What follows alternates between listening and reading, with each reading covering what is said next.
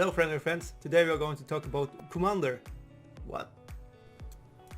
Okay, I'm going to try to go over everything basic with Commander decks and how you build them. Yeah, I'm probably going to miss something. If you have any questions, feel free to, drop them down below in a comment. And, if you see somebody asking the same question that you want, just thumbs it up, and I will try to choose the ones that have the most interest, if this is a topic people wants to know about. So okay, the very basics of Commander, Magic the Gathering.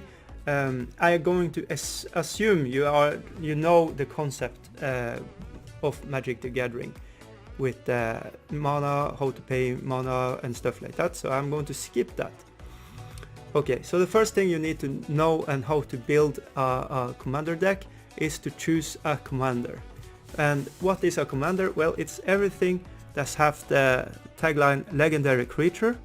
There are some exceptions, I'm going to go back with that, and what colors the commander has. So this is a little different because on this commander card there are all the 5 colors. So you have white, red, green, blue and black. So this is every color.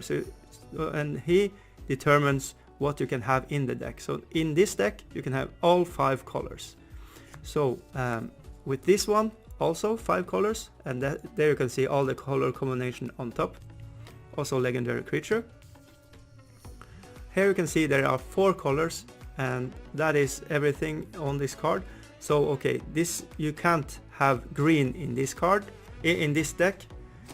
Alright, and here is even lesser, but it's still legendary creature. So you can see there we have 3 colors you can use, and that is everything you can use. And this one is a little bit different because you also have this keyword partner. You can have 2 commanders if both have partner. So if you find more cards with partner, you can 2 cards that are acting as a commander. And lastly, you can use planewalkers, but they have to have the tagline can be your commander. And yeah, as everything else in Magic the Gathering, you have the basic rules, but the cards overrule the rules. So if the card says something that's not supposed to happen, it happens. So in this essence, he says that this is your commander. You can use it as a commander as well. Alright, so let's backtrack a little bit. And let's just use Kenrith as an example for the rest of this video. Okay, so what do? This is a commander. You're starting with 40 life instead of 20. The commander, if he attacks and gives in total 21 or more damage, you win.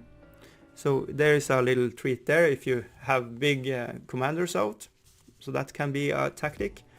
Let's see, what more is it to say? Yeah, the commander has his own commander zone. So you have the library zone, graveyard, mana zone, battle zone and commander zone. So he has its own commander place. So if a card says, yeah, exile, go to graveyard, go to hand, go to library, you can always choose to say, no, this is the commander, he can go in the commander zone. So he can go back there. Every time he goes back into the commander zone, there will be a tax.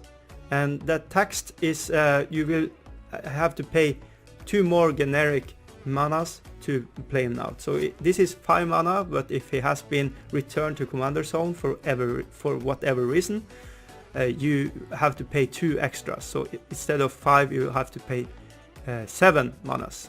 So yeah, that's keep that in note, and you have to keep track of that.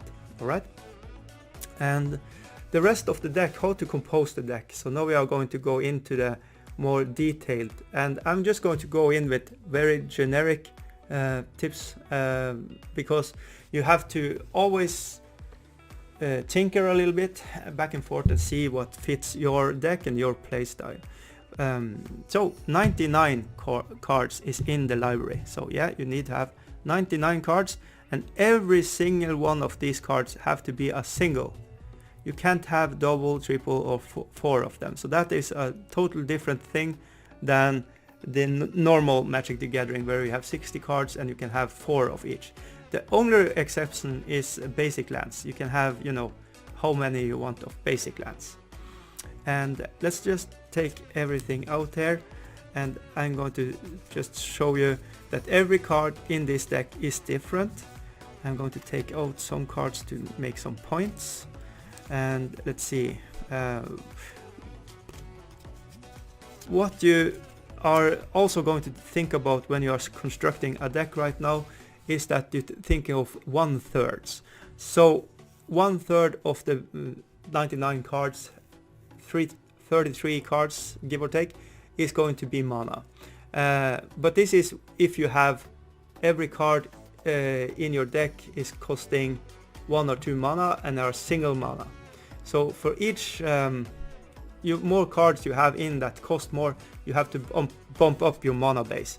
So there are a lot of ways to do it. I recommend that you have like 34 to 38 lands in your deck, and depending of if you have just 1 or 2 manas or like a lot of different manas, you need to have you know, ways to get your like target mana. So the one thing you can do is take and use cards that we call Manarocks. Manarocks are artifacts that make manas. So this will bump up your game a little bit, and there are a lot of very nice Manarocks to look at and consider to get in your deck. And you have like Commander Tower is very nice because it will add mana pool for 1 mana of any color. Your commander color identity. So color identity in this instance is everything he has on his cards. That is color identity. All right. Creatures, you want 1/3 of them, give or take, and other spells 1/3, give or take. So this is where you come in and tweak how you want your deck to play. And this is not a finished made deck. There is a lot of things I need to do to tweak it. I see by playing it 3 times there is not a good pool to take from. You want to play much more games, but I have an idea of where I want to take it. It's a little too heavy on wanting a specific mana type. So like I need more whites in my deck, so there is a thing. Oh yeah, infect and poison counters is very strong in Commander because the same rule applies from before. So if you have 10 or more poison counters on you, you die. So that is a swift way to victory you can put on. So what did to say? This is like very basic and just giving you some ideas on how you want to make your deck. So you want to think about 1/3. You want always to have your mana pool be a little skewed upwards, so you want to have them closer to 40. My thinking here, my reason is when I play 2 or more colors, I want to have like 42 mana producing things, and I want to have at least 5 of them being some type of artifacts. So yeah,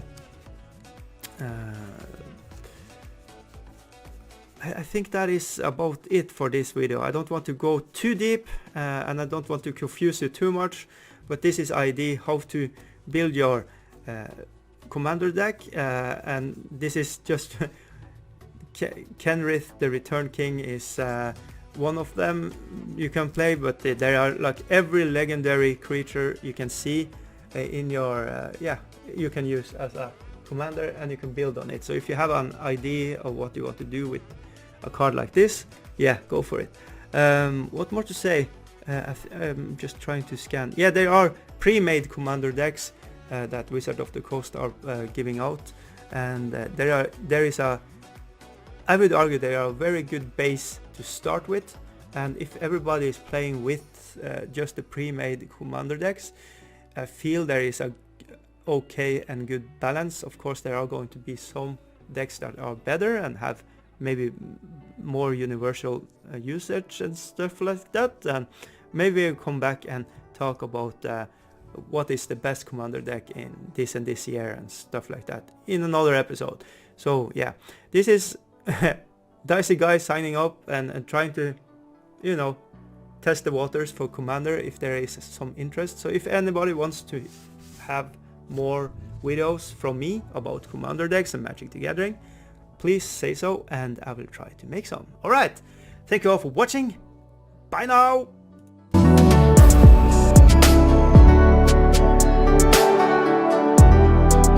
And the first thing we are going to look at is this. Alright, so if you want to play commander remotely but with your real deck, yeah, go to spelltable.com. Hello friendly friends, today we are going to talk about Commander, Magic the Gathering Commander, EGH1. Hello, welcome to this show. Today we are going to